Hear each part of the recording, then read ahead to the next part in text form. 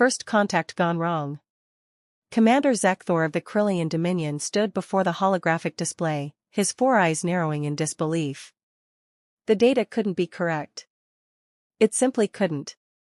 Run the scan again, he hissed, his mandibles clicking in agitation. His second-in-command, Officer Velna, manipulated the controls with her delicate appendages. Commander, the readings are accurate. The human vessel, it's still operational. Zekthor's scales rippled with confusion. 3 standard cycles ago, his battlecruiser had engaged a small human exploration ship near the disputed border of the outer reaches. The Krillians had opened fire without warning, as was their custom when encountering new species. Why negotiate when you could simply eliminate potential threats? The unstoppable ship. The human ship had taken direct hits from plasma cannons that could melt through reinforced duralloy plating. Weapons designed to obliterate asteroid bases in seconds had struck the human vessel repeatedly. Yet somehow, impossibly, the small craft had limped away into a nearby nebula before Zekthor could finish it off. Now, 3 cycles later, that same ship had returned. Not fleeing, not hiding, but approaching his battlecruiser directly. "They're hailing us," Velna reported, her voice betraying uncertainty. On screen, Zekthor commanded. The holographic display shimmered, revealing a human female. She was small compared to Zekthor's imposing 2.5-meter frame. Her skin was pale, marked with pink patches that his database identified as healing burns. One arm was secured in some primitive stabilization device. "I am Captain Sarachin of the Earth vessel Perseverance," the human said, her voice steady despite her obvious injuries. 3 days ago, you attacked us without provocation." Zekthor's mandibles spread in what his species considered a threatening display. "Your ship should have been destroyed. Your crew should be dead. How did you survive?" The human explanation. Captain Chen's lips curved slightly upward, an expression the Krillian database labeled as a smile, though its meaning varied by context. "You want to know our secret? It's called redundancy. And stubbornness." She gestured with her uninjured arm, and the display split to show schematics of her vessel. "When you hit our primary life support, we switched to secondary systems. When those failed, we activated tertiary backups. When our main engines were destroyed, we used maneuvering thrusters. When those overheated, we vented atmosphere strategically for propulsion." Zekthor listened, his confusion deepening with each word. "Our hull was breached in 47 locations," Chen continued. "We sealed them with emergency foam, welded plates, even used our own furniture to plug the gaps. We lost gravity, lost heat, lost almost everything. But we didn't lose ourselves." "Impossible," Zekthor muttered. "No species could survive such catastrophic damage." Understanding humanity's edge. "That's where you're wrong," Chen replied, her expression hardening. "Humans have survived ice ages, plagues, wars, and disasters that should have wiped us out 1,000 times over. We've climbed mountains because they were there. We've crossed oceans in wooden boats. We've launched ourselves into space on controlled explosions just to see what was out there." She leaned forward, and despite the screen between them, Zekthor felt himself instinctively step back. "Do you know what makes humans special, Commander? It's not that we're the strongest, or the fastest, or the smartest. It's that we absolutely refuse to quit. Ever. When your plasma cannons tore through our ship, my engineer jury-rigged a cooling system from food storage units. When we lost medical supplies, our doctor performed surgery using tools from the machine shop. When we ran out of power for communications, we manually cranked a generator for 6 hours straight." The revelation. Velna whispered to Zekthor, "Commander, our intelligence reports about humans are incomplete. We assumed they were weak because they hadn't developed beyond their single star system. We thought wrong," Zekthor interrupted, his tone grim. On the screen, Captain Chen continued. "I'm not here for revenge, Commander.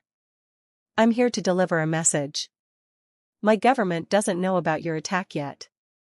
I've kept it quiet because I wanted to understand who you are before I reported it." "Why?" Zekthor demanded. Why would you show such weakness? Because mercy isn't weakness, Chen said firmly. It's a choice. A choice humans learn to make after centuries of our own bloody mistakes. We could have limped back to Earth and returned with warships. Instead, I'm offering you something my species learned is more powerful than any weapon. What is that? A chance. The ultimatum. Zekthor felt his confidence wavering. In all his campaigns, in all his conquests, he had never encountered a species quite like this. They should have been broken, traumatized, seeking vengeance. Instead, this small, injured human was offering diplomacy. A chance for what? He asked. To choose differently, Chen answered. The Krillian Dominion has a reputation, Commander. You attack first, ask questions never. You've made enemies across a dozen sectors. But humans? We remember those who give us a chance. We also remember those who don't. The threat was subtle but clear. Zekthor's tactical mind immediately understood the implications. If humanity could survive that level of damage and still return for conversation, what could they accomplish if they returned for war? You're saying your species would ally with us? Zekthor asked carefully. I'm saying we'd prefer not to make you our enemy, Chen corrected. There's a difference. We don't need to be friends, Commander. We just need to not be shooting at each other. The choice. Zekthor looked at his crew, saw the uncertainty in their eyes. The Krillian Dominion had built its power on fear and aggression. But perhaps that strategy had reached its limit. What are your terms? He asked finally. Captain Chen's smile returned, warmer this time. Simple. You leave human ships alone. We'll do the same for yours. We establish a neutral zone between our territories. And maybe, just maybe, we find some common ground. The galaxy is a big place, Commander. Plenty of room for both of us. As Zekthor considered the proposal, he realized something profound. The humans hadn't survived his attack through superior technology or firepower. They'd survived through pure, stubborn determination. And that, he understood, was perhaps the most dangerous weapon of all. I will convey your offer to the Dominion Council, he said slowly. Good, Chen replied. I'll be waiting. But Commander? Don't take too long.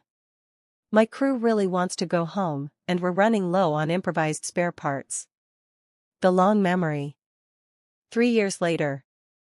Ambassador Zekthor stepped into the negotiation chamber on the neutral station Unity 1, a structure jointly built by the Krillian Dominion and the Earth Coalition. 3 years had passed since his fateful encounter with Captain Chen, and the galaxy had transformed in ways he never imagined. The chamber was a masterpiece of compromise. Half followed Krillian design preferences with high ceilings and sharp angles, while the other half accommodated human aesthetics with warmer lighting and rounded edges. It was uncomfortable for everyone, which the humans claimed made it perfectly fair. Across the table sat the human delegation. To his surprise, Captain Sarah Chen was among them, now wearing the insignia of an admiral. Admiral Chen, Zekthor said, inclining his head respectfully. I see your perseverance extended beyond your ship's name. Chen smiled. And I see you've traded your battle armor for diplomatic robes, Ambassador. Quite a change. The gathering storm. We face a common threat, Zekthor stated, getting directly to business as was his nature. The Vexari horde has entered this sector. They've already destroyed 3 colony worlds, 2 Krillian, 1 human. The mood in the chamber darkened immediately. The Vexari were a scourge, a nomadic species that consumed entire planets' resources before moving on, leaving dead worlds in their wake. Our intelligence suggests they'll reach the Kepler colonies within 2 months, added General Marcus Webb, the human military commander. That's 50,000 human civilians. Your nearest outpost, Krilla 7, would fall 3 weeks after that. Another 100,000 Krillians. Our fleets alone cannot stop them, Zekthor admitted, the words difficult but necessary. The Vexari swarm tactics overwhelm individual battle groups. You need to fight together, Chen finished. Funny how that works. The painful truth. Zekthor's scales darkened, a sign of embarrassment among his kind.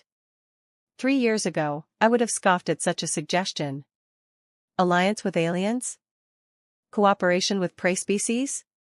He paused, his 4 eyes meeting Chen's steady gaze. But I have learned much about humans in these years. Such as? Chen prompted. That you are capable of remarkable cruelty and remarkable kindness, often simultaneously, Zekthor said. That you hold grudges for generations but also forgive when given reason. That you will endure any hardship for those you consider yours. He gestured to the chamber around them. And that when you say you'll do something, you actually do it. General Webb leaned forward. With respect, Ambassador, we could say the same about your people. You've honored every agreement, opened your borders to joint scientific missions, and shared intelligence freely. That's not the action of the species described in the old reports. The human philosophy. May I speak candidly? Chen asked. Zekthor made the affirmative gesture. Please. Humans have a saying, we judge ourselves by our intentions and others by their actions, Chen began. It's a flaw in our thinking. For a long time in our history, we judged others harshly while excusing our own mistakes. It led to countless wars and suffering. She stood, walking to the viewport that showed the stars beyond. But we learned, eventually, that everyone believes they're the hero of their own story. The Krillian Dominion attacked us because, from your perspective, it was the logical thing to do. Eliminate threats before they become problems. It's not evil, it's just a different survival strategy. But it was still wrong, Zekthor interjected. Yes, Chen agreed, turning back to face him. And you stopped. That's what matters. You could have continued attacking human ships. Instead, you chose to listen. That choice is why we're here instead of at war. The battle plan. Over the next several hours, the Joint Command planned their defense against the Vexari.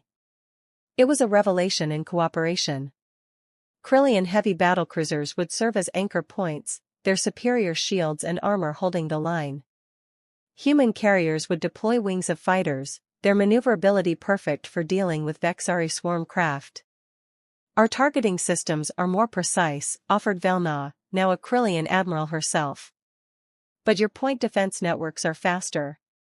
Then we integrate them, suggested a human technician named Dr. Patel. Krillian targeting with human response time. That would require shared tactical networks, Zekthor noted. Complete transparency. Each side would see the other's full capabilities and potential weaknesses. The chamber fell silent. This was the moment of truth. Data sharing at this level meant trust, absolute, complete trust. Admiral Chen stood. I vote we do it. General Webb nodded. Agreed. Delna looked to Zekthor, who felt the weight of history on his scales. This decision would define the relationship between their species for generations. Agreed, he said finally. The Vexari arrive. 2 months later, the combined fleet met the Vexari at the edge of the Kepler system. Zekthor commanded from his flagship Dominance, now running joint tactical software. On his screens, he could see Admiral Chen aboard the human carrier Indomitable. They outnumber us 3-1, Velna reported. Then it's a fair fight, Chen's voice crackled over the calm, her tone wry. Despite the tension, Zekthor felt his mandibles spread in what he'd learned humans called a grin. You have a peculiar definition of fair, Admiral. Stick with us long enough, and it'll make sense, Chen replied. All ships, this is Admiral Chen. The Vexari think they can take our worlds. Let's educate them on why that's a bad idea. Human ships, execute pattern Delta 7. Krillian forces, anchoring positions. Acknowledged, Zekthor responded. All Krillian vessels, battle formation Karis 3. Show them what the Dominion's shields can withstand. The Battle of Kepler. The Vexari swarmed forward, thousands of ships in a chaotic mass. But chaos met order as Krillian battlecruisers formed an impenetrable wall, their shields overlapping in a technique that only worked with perfect coordination. The Vexari crashed against it like waves against stone. Behind the shield wall, human carriers launched their fighters. Hundreds of small craft poured through gaps in the Krillian formation, their pilots exploiting the precision targeting data flowing from Krillian sensors. "It's working," Delna breathed in amazement. Zekthor watched the tactical display with fascination. Separately, neither fleet could have held. Together, they were greater than the sum of their parts. Krillian durability with human agility. Krillian discipline with human creativity. The battle raged for 7 hours. Vexari ships fell by the hundreds, unable to adapt to the coordinated defense. When their queenship finally turned to flee, a cheer erupted across the combined fleet. The new galaxy. Weeks later, Zekthor stood again with Chen on Unity 1, watching reconstruction efforts on both Krillian and human worlds. "We did it," Chen said simply. "We did," Zekthor agreed. "Though I confess, 3 years ago I would never have believed such cooperation possible." "You know what the funny thing is?" Chen asked. "Neither would most humans. We've spent our entire history fighting each other over the stupidest things. Skin color, beliefs, which god we pray to, which piece of dirt we were born on." She shook her head. "It took meeting alien species to realize we're all more alike than different." "Is that a human saying?" "It should be," Chen smiled. "But here's what I've learned, Ambassador. Every species has its strengths and weaknesses. Krillians are disciplined, loyal, strong. Humans are adaptable, creative, stubborn as hell. Neither is better, just different. And different isn't scary. It's useful." Zekthor considered this, watching human and Krillian crews work side by side on the damaged stations. "What happens now?" "Now?" Chen turned to him with that characteristic human optimism. "Now we build something better. The Galactic Council has already requested joint human-Krillian peacekeeping forces. Turns out, other species noticed what we accomplished. They want in. A new alliance? A new way of thinking," Chen corrected. "One where we choose cooperation over conquest. Where we remember that mercy isn't weakness, it's the foundation of civilization. The legacy." Zekthor felt something unfamiliar stirring in his chest, hope, the humans would call it. 3 years ago, he'd nearly killed every human on the Perseverance. Today, humans and Krillians were saving each other's worlds. "Captain Chen, Admiral Chen," he corrected himself, "when we first met, you said humans remember those who give them a chance. I understand now what you meant." "Oh? You didn't just give me a chance to change. You gave me a reason to." He gestured to the viewport, to the ships of 2 species working in perfect harmony. "You showed me that strength isn't just about winning battles. It's about building something worth fighting for." Chen extended her hand, a human gesture Zekthor had learned meant respect and agreement. He gripped it carefully with his larger, scaled hand. "To building something worth fighting for," Chen said. "And to the stubbornness required to see it through," Zekthor added. As they stood together watching the new galaxy they were creating, Zekthor realized that 3 years ago he'd learned an important lesson: humans don't know when to quit. Today, he understood that sometimes, the most powerful weapon in the galaxy isn't knowing when to fight. It's knowing when to stop. The end.